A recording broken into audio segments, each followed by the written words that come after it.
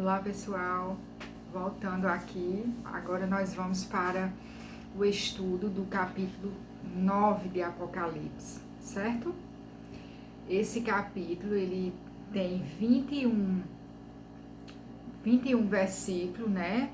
Porém, eu acredito que o vídeo não vai ficar tão extenso, porque os comentários não são de todos os capítulos, tá bom?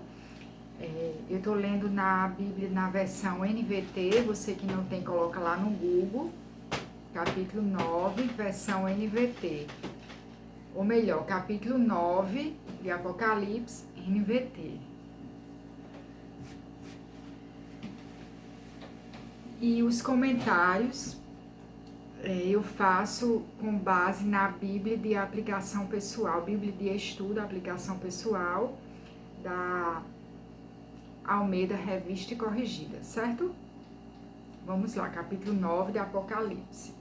Olha só, eu vou fazer a leitura, né, dos versículos, e aí vou fazendo os comentários, e eu vou gravar um outro vídeo, porque eu achei esse capítulo muito forte, então eu fiz um estudo mais aprofundado dele, porque ele fala sobre a quinta trombeta, né, eu achei muito impactante essa mensagem, e aí, após esse vídeo, eu vou estar gravando outro vídeo falando, gravando uma mensagem só sobre a quinta trombeta.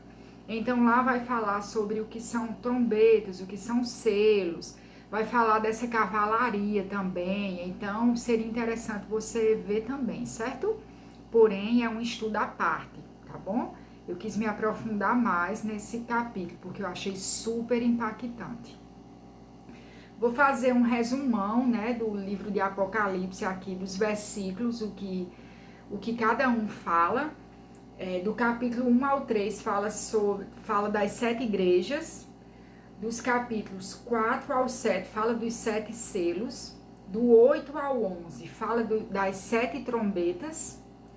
O 12 ao 14 fala do quarteto do mal, que se levanta para fazer mal à igreja. Esse quarteto é o dragão, o anticristo, o falso profeta e a grande Babilônia. Do capítulo 15 ao 16 fala dos 7 flagelos, das 7 taças, da ira de Deus, quando o juízo de Deus é completo sobre os homens.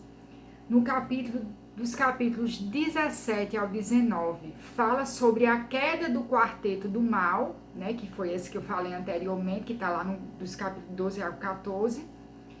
E dos capítulos 20 ao 22, fala sobre o juízo final, o novo céu e nova terra, tá bom? Hoje nós estamos no capítulo 9. Vamos lá.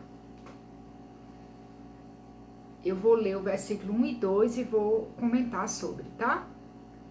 O quinto anjo tocou sua trombeta e viu uma estrela que havia caído do céu sobre a terra, e lhe foi dada a chave para o poço do abismo.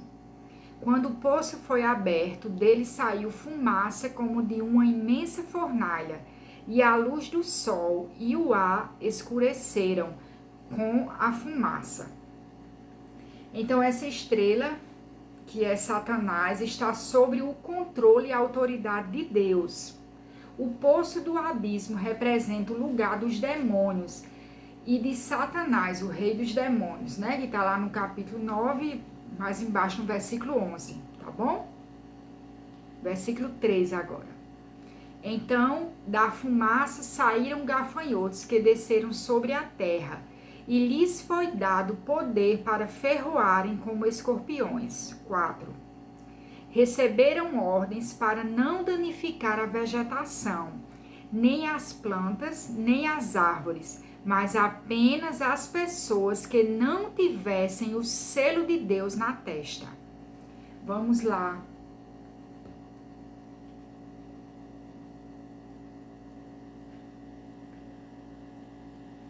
Comentar sobre esses escorpiões, certo?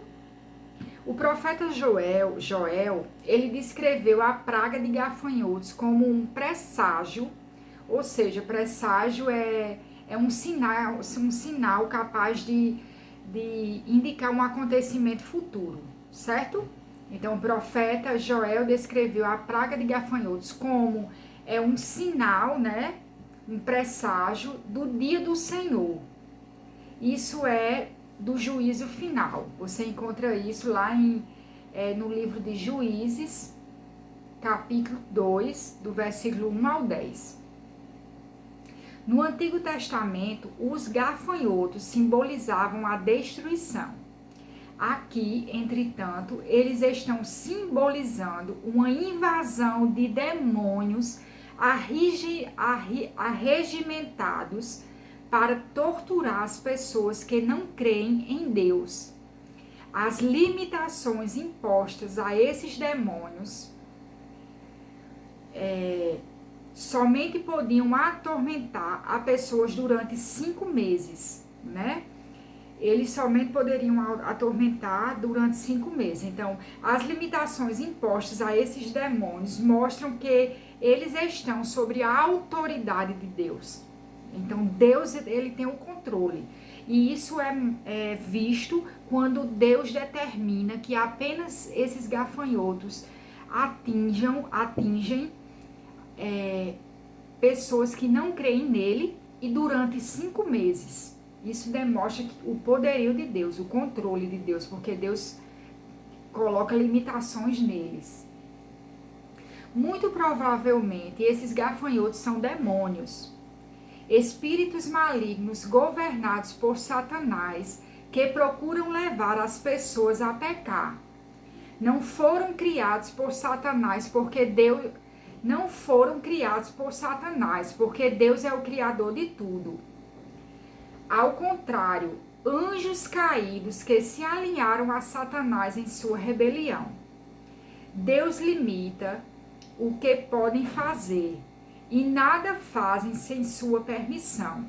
Seu principal propósito na Terra é evitar, distorcer ou destruir o relacionamento das pessoas com Deus. Sua aparência reflete a perversão de seu espírito, porque são corrompidos e degenerados. Aqui está falando dos demônios, certo? Embora seja importante reconhecer sua perniciosa atividade para podermos nos manter afastados dele, devemos evitar qualquer curiosidade ou envolvimento com as forças demoníacas ou ocultas. Agora eu vou ler do versículo 5 ao 10, porque eles não têm comentário, aí é só a partir do 11 que vai ter. Versículo 5. Também lhes foi ordenado que não as matassem, ou seja, esses gafanhotos foram ordenados para tocar aqueles que não criam em Deus, aqueles que não estavam selados por Deus, né? E foi ordenado também que não os matassem, mas que as atormentassem por 5 meses com dor como a de ferroado do escorpião. Naqueles dias, as pessoas procurarão a morte, mas não a encontrarão. Desejarão morrer, mas a morte fugirá delas. Os gafanhotos pareciam cavalos preparados para a batalha. Tinham na cabeça algo semelhante às coroas de ouro, e o rosto e o rosto parecia humano. Os cabelos eram como os de mulher e os dentes como os de leão. Vestiam uma couraça semelhante ao ferro e suas asas rugiam como um exército de carruagens correndo para a batalha. Tinham caudas que ferroavam como escorpiões e por 5 meses tiveram poder para atormentar as pessoas. Versículo 11. Seu rei é o anjo do abismo. Seu nome em hebraico é Abaddon e em grego Apolion. O primeiro terror passou, mas ainda vem outros 2. Fazendo um comentário sobre esse versículo 11, né, que diz que o rei desses gafanhotos é o anjo do abismo, né? E seu nome em hebraico é Abaddon e em grego Apolion. Os gafanhotos, ou seja, demônios, tem um líder cujo nome em hebraico é Abaddon e em grego Apolion, que significa destruidor. Esse nome pode ser apenas um jogo de palavras feito por João para mostrar que aqueles que adoram o grande deus grego Apolo estavam, na verdade, adorando apenas a um demônio. Agora vamos para o versículo 13, né? Que aí já entra na sexta trombeta, certo? Que é o segundo terror.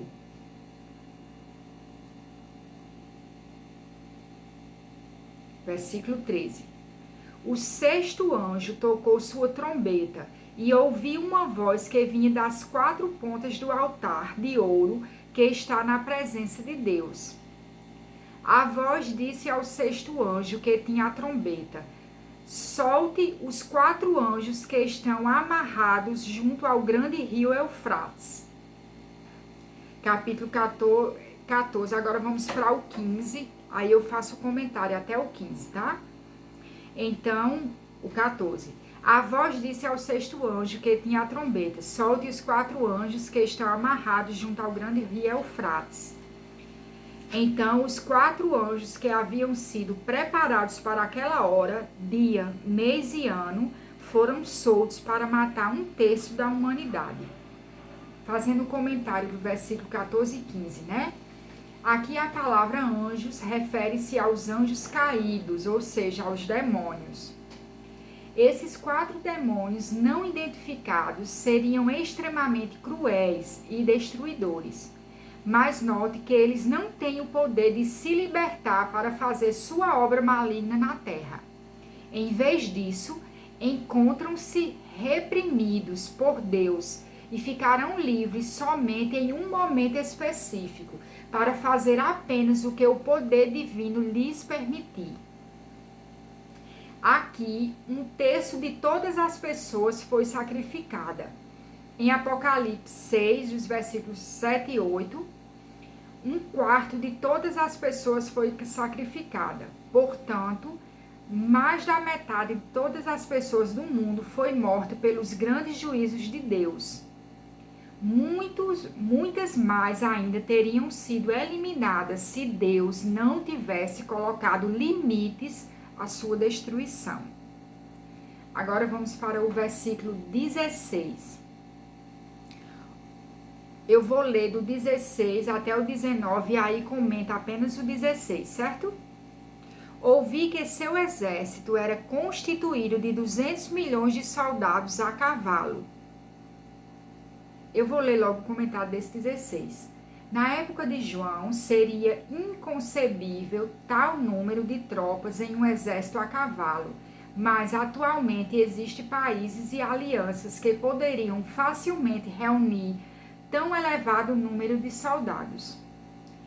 Esse imenso exército, liderado pelos quatro demônios, será enviado para destruir um terço da população da terra, mas o juízo ainda não está completo. Agora eu vou ler do 17 ao 19, que não tem comentário, tá? Em minha visão, vi os cavalos e os cavaleiros montados neles. Os cavaleiros usavam couraças vermelhas, azul escuras e amarelas. Os cavalos tinham cabeças como as de leão, e da boca lhes saíam fogo, fumaça e enxofre.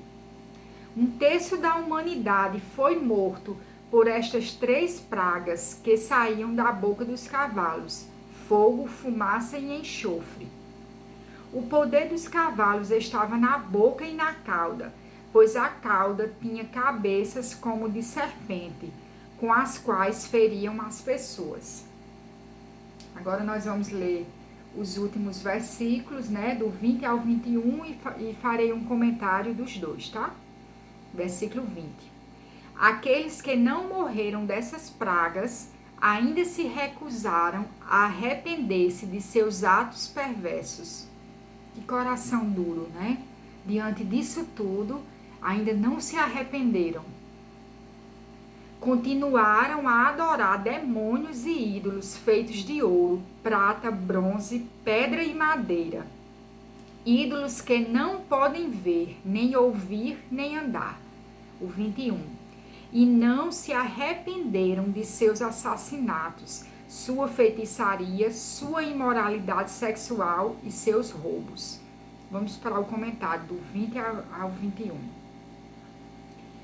Essas pessoas tinham um coração tão endurecido que nem as pragas seriam suficientes para levá-las a Deus.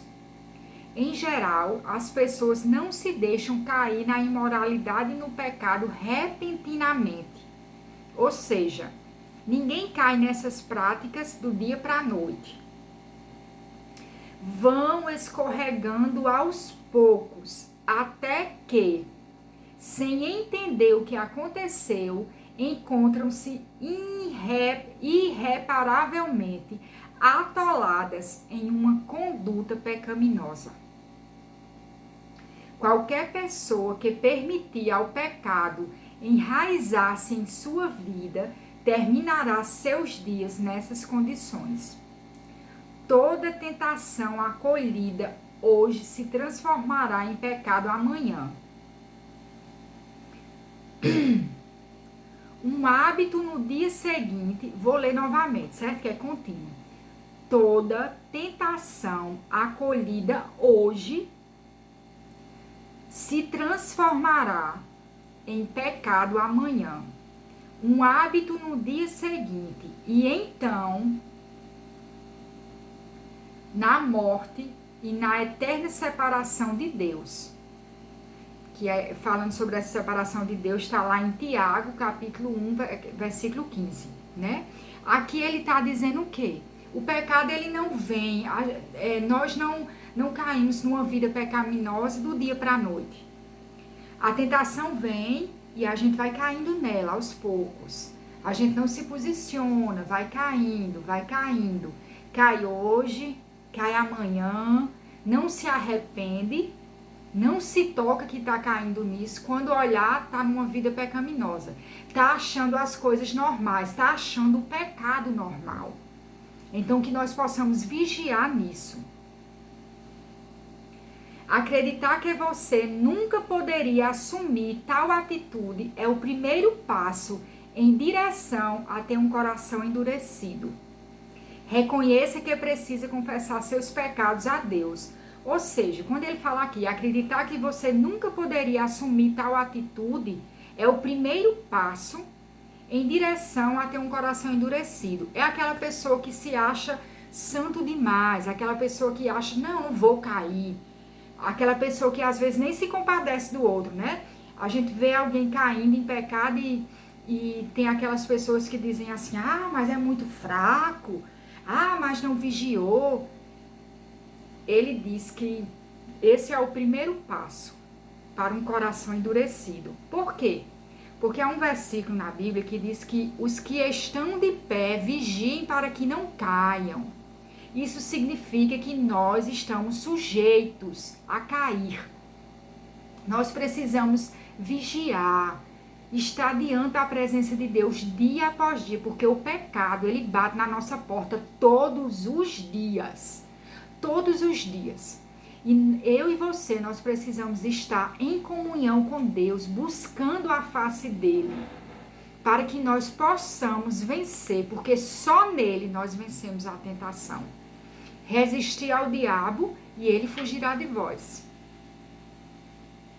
Então nós terminamos aqui, e ele termina dizendo, reconheça que precisa confessar seus pecados a Deus. Então hoje eu encorajo a mim, encorajo a você. Se tem algum pecado, examine a você mesmo, né? Eu tenho um costume de, todas as noites, quando eu me deito, eu faço uma análise, boto minha cabeça no travesseiro e começo a refletir sobre o dia. E tem dias que eu olho, nossa, eu caí nisso, eu nem percebi. É muito importante essa reflexão, né? Essa autoanálise de como foi seu dia, o que você fez no dia, porque você acaba encontrando coisas que você sabe que ali entristeceu o coração de Deus. e ali eu me derramo na presença do Senhor, peço perdão e me coloco na posição novamente. Então, terminamos aqui o capítulo 9, que falou da quinta e da sexta trombeta. Como eu falei no início do vídeo, eu vou gravar uma mensagem, um vídeo com uma mensagem sobre a quinta trombeta, certo? Eu espero que você acompanhe, será de grande valia. Então, sejam abençoados na prática da palavra de Deus.